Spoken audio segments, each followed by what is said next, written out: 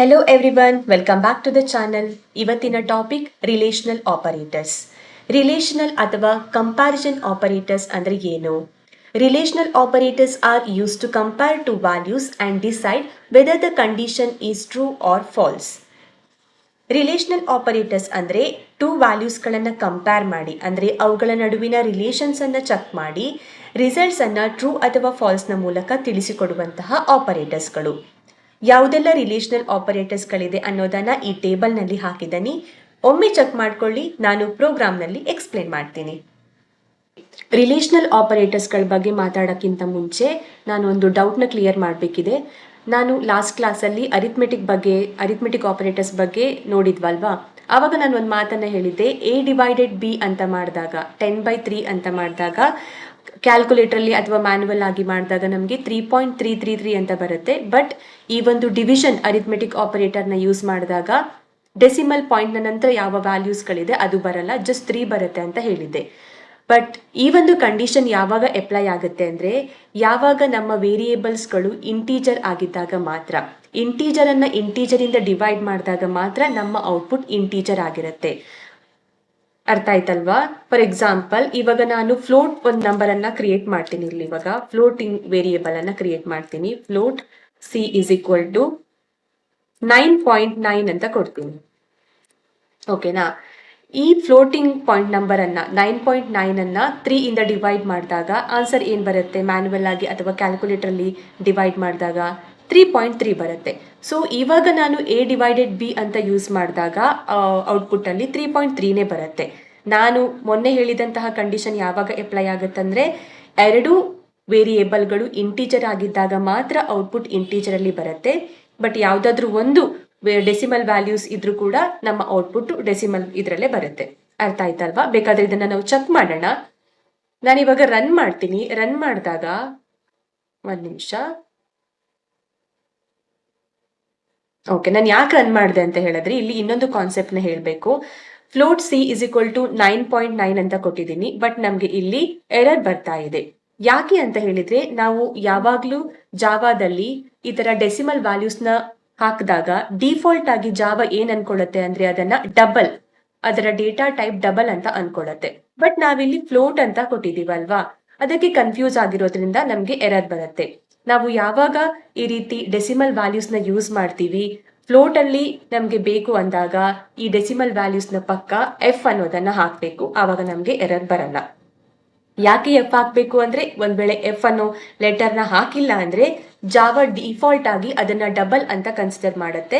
But ನಾವಿಲ್ಲಿ data type ಅನ್ನ float ಅಂತ ಕೊಟ್ಟಾಗ ಅಗೇನ್ ಮಿಸ್ ಮ್ಯಾಚ್ ಆಗಿ ಆಗುತ್ತಲ್ವಾ, ಅದಕ್ಕೋಸ್ಕರ ಎರರ್ ಬರುತ್ತೆ. ಅದಕ್ಕೋಸ್ಕರ ನಾವು ಫ್ಲೋಟಿಂಗ್ ಪಾಯಿಂಟ್ ವೇರಿಯೇಬಲ್ ನ ಡಿಕ್ಲೇರ್ ಮಾಡಬೇಕಾದ್ರೆ F ಅನ್ನೋದು ಯೂಸ್ ಮಾಡಲೇಬೇಕು. ಓಕೆ, ನಾನಿಲ್ಲಿ ಇನ್ನೊಂದು ಸ್ಟೇಟ್ಮೆಂಟ್ ಅನ್ನ ಹಾಕಿ ನಿಮ್ಗೆ ಪ್ರಿಂಟ್ ಮಾಡಿ ತೋರಿಸ್ತೀನಿ.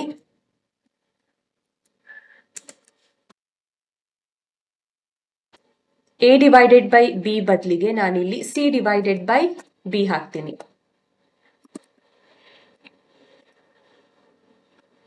ನಮ್ಗೆ ಆನ್ಸರ್ 3.3 ಬರಬೇಕು.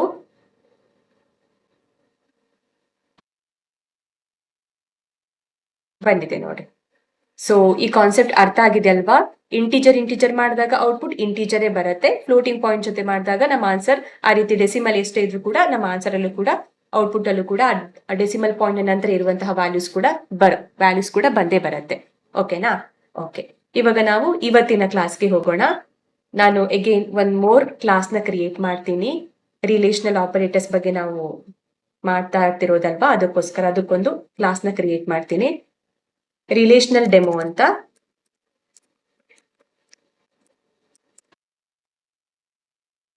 ಕ್ಲಾಸ್ ಕ್ರಿಯೇಟ್ ಆಗಿದೆ. ಅಗೇನ್ ಇದು ಮೇನ್ ಮೆಥಡ್ ಅನ್ನ ಕ್ರಿಯೇಟ್ ಮಾಡ್ತಿದ್ದೀನಿ.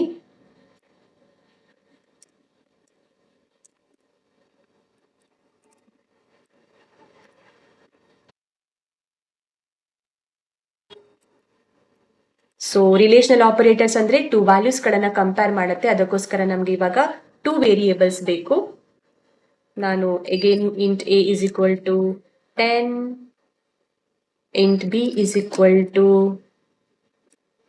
20 ಅಂತ ಹಾಕ್ತೀನಿ. ಓಕೆ, ಇವಾಗ ನಮ್ಮ ಹತ್ರ 2 ವೇರಿಯೇಬಲ್ಸ್ ಇದೆ. ದೆನ್ ಪ್ರಿಂಟ್ ಮಾಡೋದಕ್ಕೋಸ್ಕರ printing statement.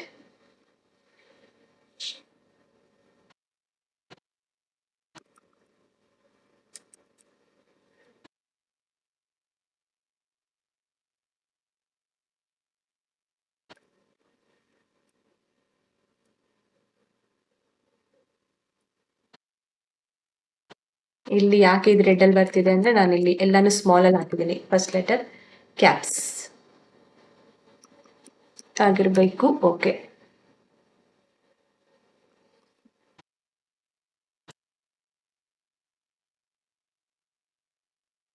I think total 6 operators ಇದೆ. ಟೇಬಲ್ ನ ನೋಡ್ಕೊಂಡಿದ್ದೀರಲ್ವಾ? ಓಕೆ ಓಕೆ, ಮೊದಲ ಆಪರೇಟರ್ಸ್ ಬಂದು ಈಕ್ವಲ್ ಟು. ಇಲ್ಲಿ ಒಂದನ್ನ ಗಮನಿಸಬೇಕು. ಇಲ್ಲಿ ನಾನು a ಈಕ್ವಲ್ ಟು 10 ಅಂತ ಹಾಕಿದ್ದೀನಲ್ವಾ? ನಾವು ಯಾವಾಗ ಆ ಈಕ್ವಲ್ ಟು ಸಿಂಬಲ್ ಒಂದೇ ಒಂದು ಸಿಂಬಲ್ ನ ಯೂಸ್ ಮಾಡಿದಾಗ ಅದನ್ನ ನಾವು ಯಾವ್ದಾದ್ರು ವ್ಯಾಲ್ಯೂನ ಅಸೈನ್ ಮಾಡಬೇಕಾದ್ರೆ ಆ ಒಂದೇ ಒಂದು ಸಿಂಬಲ್ ನ ಯೂಸ್ ಮಾಡ್ತೀವಿ. ಅದನ್ನ ಅಸೈನ್ಮೆಂಟ್ ಆಪರೇಟರ್ಸ್ ಅಂತ ಕರಿತೀವಿ. ಅದನ್ನ ಮುಂದಿನ ವಿಡಿಯೋಸ್ಗಳಲ್ಲಿ ನೋಡೋಣ. ಬಟ್ ಈ ರೀತಿ ಕಂಪ್ಯಾರಿಸನ್ ಮಾಡಬೇಕಾದ್ರೆ ಈಕ್ವಲ್ ಟು ಮಾಡಬೇಕಾದ್ರೆ ಡಬಲ್ ಸಿಂಬಲ್ ಅನ್ನ ಯೂಸ್ ಮಾಡ್ತೀವಿ. ಅಗೇನ್ ನಾನು ಇಲ್ಲಿ ಎ ಮತ್ತು ಬಿ ವೇರಿಯೇಬಲ್ ಗಳನ್ನ ಕಂಪೇರ್ ಮಾಡ್ತಿರೋದ್ರಿಂದ ಡೈರೆಕ್ಟ್ ಆಗಿ ವೇರಿಯೇಬಲ್ ಗಳನ್ನ ಇಲ್ಲಿ ಯೂಸ್ ಮಾಡ್ತೀನಿ.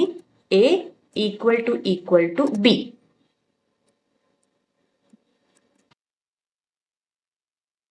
Okay, A equal to B ಅಂದ್ರೆ ಅದು ಎರಡು ವ್ಯಾಲ್ಯೂಸ್ ಗಳನ್ನ ಕಂಪೇರ್ ಮಾಡುತ್ತೆ. ಎ ಈಕ್ವಲ್ ಟು ಬಿ ಹೌದಾ ಅನ್ನೋದನ್ನ ಚೆಕ್ ಮಾಡುತ್ತೆ. ಕಂಡೀಷನ್. ಈ ಎ ಈಕ್ವಲ್ ಟು ಬಿ ಅನ್ನೋದನ್ನ ನಾವು ಕಂಡೀಷನ್ ಅಂತಾನೂ ಕರಿಬಹುದು. ಈ ಈಕ್ವಲ್ ಟು ಏನ್ ಮಾಡುತ್ತೆ ಅಂದ್ರೆ ಎರಡು ವ್ಯಾಲ್ಯೂಸ್ ಗಳನ್ನ ಕಂಪೇರ್ ಮಾಡುತ್ತೆ. ಅದೆರಡು ಈಕ್ವಲ್ ಆಗಿದ್ರೆ as per the condition A equal to B ಆಗಿದ್ರೆ ಟ್ರೂ ಅಂತ ಔಟ್ಪುಟ್ ನ ಕೊಡುತ್ತೆ. ಒಂದ್ ವೇಳೆ ಈಕ್ವಲ್ ಟು ಬಿ ಅಲ್ಲ, ಎ ಈಕ್ವಲ್ ಟು ಬಿ ಅಲ್ಲ ಅಂತ ಆದ್ರೆ ಫಾಲ್ಸ್ ವ್ಯಾಲ್ಯೂಸ್ ನ ಕೊಡುತ್ತೆ. ಸೊ ನಮ್ಮ ಒಂದು ಈ ಎಕ್ಸಾಂಪಲ್ ನಲ್ಲಿ ಎ ಈಕ್ವಲ್ ಟು ಬಿ ಹೌದಾ? ಅಲ್ಲ. ಅದಕ್ಕೋಸ್ಕರ ನಮ್ಮ ಔಟ್ಪುಟ್ ನಲ್ಲಿ ಫಾಲ್ಸ್ ಅಂತ ಬರುತ್ತೆ. ದ ನೆಕ್ಸ್ಟ್ ಆಪರೇಟರ್ ಬಂದು not equal to. A not equal to B. So ಇಲ್ಲಿ ಪುನಃ ಚೆಕ್ ಮಾಡುತ್ತೆ ಅದು A not equal to B ಹೌದಲ್ವಾ? ಎ 10 ಇದೆ, ಬಿ 20 ಇದೆ.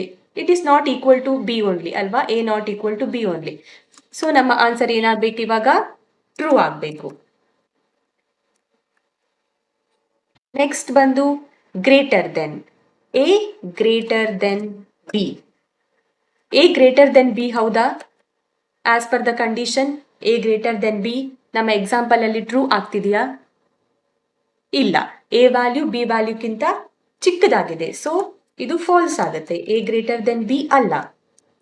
ಅರ್ಥ ಆಗ್ತಿದೆ ಅಲ್ವಾ? ಸೊ ನೆಕ್ಸ್ಟ್ ಬಂದು less than. A less than B. ನಮ್ಮ ಎಕ್ಸಾಂಪಲ್ ನಲ್ಲಿ ಎ ಲೆಸ್ ದೆನ್ ಬಿ ಹೌದಾ? ಎ ನ ವ್ಯಾಲ್ಯೂ 10 ಇದೆ, ಬಿ ನ ವ್ಯಾಲ್ಯೂ 20 ಇದೆ. ಎ ಲೆಸ್ ದೆನ್ ಬಿ ಹೌದಲ್ವಾ? ಎ ನ ವ್ಯಾಲ್ಯೂ ಬಿ ಗಿಂತ ಕಮ್ಮಿ ಆಗಿರೋದ್ರಿಂದ A less than B condition true ಆಗಿದೆ. ಸೊ ನಮ್ಮ ಔಟ್ಪುಟ್ ಕೂಡ ಟ್ರೂ ಅಂತ ಬರುತ್ತೆ. ನೆಕ್ಸ್ಟ್ ಆಪರೇಟರ್ಸ್ ಬಂದು A less than or equal to B. Less than or equal to B. ಇದರಲ್ಲಿ ಏನಾಗುತ್ತೆ ಅಂದರೆ ಎರಡು ಕಂಡೀಷನ್ಸ್ಗಳನ್ನು ಚೆಕ್ ಮಾಡುತ್ತೆ. A greater than or equal to B. A greater than B ಇದೆಯಾ ಅಂತ ಚೆಕ್ ಮಾಡುತ್ತೆ. At the same time A equal to ಬಿನ ಅಂತ ಚೆಕ್ ಮಾಡುತ್ತೆ. ಇದೆರಡರಲ್ಲಿ ಯಾವುದಾದ್ರೂ ಒಂದು ಟ್ರೂ ಆಗಿದ್ರು ಕೂಡ, for example A equal to B ಆಗಿದ್ರು ನಮ್ಮ ಔಟ್ಪುಟ್ ಟ್ರೂ ಅಂತ ಬರುತ್ತೆ. ಎ ಗ್ರೇಟರ್ ದೆನ್ ಬಿ ಆಗಿದ್ರು ನಮ್ಮ ಔಟ್ಪುಟ್ ಟ್ರೂ ಅಂತ ಬರುತ್ತೆ. ಸೊ ನಮ್ಮ ಈ ಒಂದು ಎಕ್ಸಾಂಪಲ್ ನಲ್ಲಿ A greater than or equal to B ಹೌದಾ? ಅಲ್ಲ. ಬಿ ನ ವ್ಯಾಲ್ಯೂಕ್ಕಿಂತ ಎ ನ ವ್ಯಾಲ್ಯೂ ಕಮ್ಮಿ ಆಗಿದೆ. ಅದಕ್ಕೋಸ್ಕರ ನಮ್ಮ ಔಟ್ಪುಟ್ ಫಾಲ್ಸ್ ಬರುತ್ತೆ.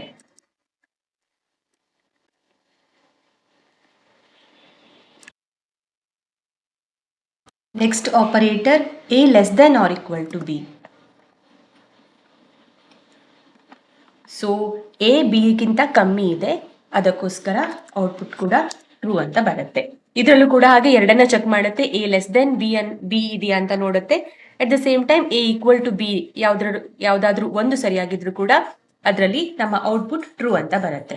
ಸೊ ನಮ್ಮ relational operators equal to, not equal to, greater than, less than, greater than or equal to, less than or equal to ಎಲ್ಲವನ್ನ ನಾವಿವಾಗ ಇಲ್ಲಿ ಪ್ರಿಂಟಿಂಗ್ ಸ್ಟೇಟ್ಮೆಂಟ್ ಅಲ್ಲಿ ಹಾಕಿದೀವಿ ಎರಡು ವೇರಿಯೇಬಲ್ಗಳನ್ನ ಮೂಲಕ. ಸೊ ಇವಾಗ ನಾನು ಇದನ್ನು ರನ್ ಮಾಡ್ತೀನಿ. ನಮ್ಮ ಔಟ್ಪುಟ್ ನಾನು ಕಮೆಂಟಲ್ಲಿ ಏನು ಹಾಕಿದ್ದೀನೋ ಅದೇ ರೀತಿಯಲ್ಲಿ ಬರಬೇಕು.